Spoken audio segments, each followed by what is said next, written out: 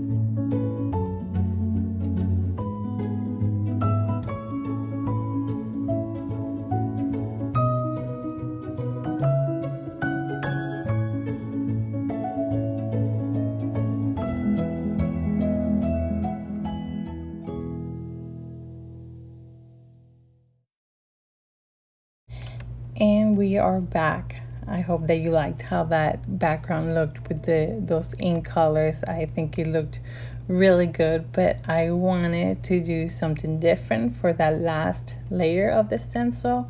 I didn't want to add more color. I wanted to do something totally different. So I went ahead and used Transfer Gel Duo so I could do some foiling. And I like this one in particular because it's a heat or no heat gel, so you can use heat machine like the mini Mink or a laminator, or if you don't have any of those things, if you have a die cutting machine, you can use your die cutting machine as well, as long as you let that gel dry completely. For me, I let mine dry for like an hour and a half. I had my fan on in my craft room, so I think that helped speed up the process as well. But you always want to make sure when you're using this gel that you let it dry completely before you do any foiling on your project. And the foil that I used on this card, I wanted something that would complement the purples that I used in the background. So I went ahead and used a foil by Gina K, If I'm not mistaken, it's called Sparkling Silver. I believe that's the name, but either way, I will have the list of everything that I use down below, so no worries. You can check that on my list of supplies below. So I use my mini Mink to do the foiling, and I just want to take a little break and talk about that mini Mink for a moment, because it's a happy story, at least for me. I found that mini Mink at an antique shop I was gonna say a year ago. No, it was more than 2 years ago, for $4. That was a bargain. I was surprised to find one at an antique shop, first of all, and then one for $4. So yeah, bargain. Check out your antique shops. You never know what you can find. Going back to the project, I used the foil, and I put the shiny part of the foil facing up, facing me. You don't put the shiny part facing your project. You always make sure that the foiling part is facing up towards you. And so I put that foil, put it inside of a sleeve for the mini Mink. I put it through my machine. I put it on the setting of 3, and that was good enough for this project. It was a good setting for this, and it came out warm, but it was not burning hot. But you still want to make sure that you're careful when removing it from the machine. And when I pulled the foil from this cardstock for this background, I was amazed in how I looked. I loved the look of this foil with the purple inks that I chose for this background. I think it complemented each other really, really well. Of course, that negative space of the foil, you can use it for another project, so don't throw it away. But I love that shiny look. I think it looked perfect, in my opinion. I was pleased. I liked it.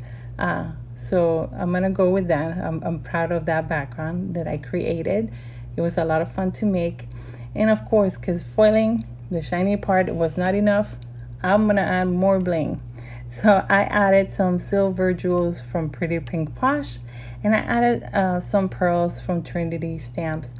I did not put them in a specific order, just in an order in spaces that I thought it would look nice. So after putting all those pearls and jewels, it was not that much, I don't think. But after putting them together, I just think that it looked so nice, so pretty. I like how those purples and the silver foil looked together, that extra sparkle with the jewels and pearls. Just it makes me happy. And of course, I paired it with a purple envelope. Thank you for stopping by again. I hope you liked today's crafty project, and I will see you next time.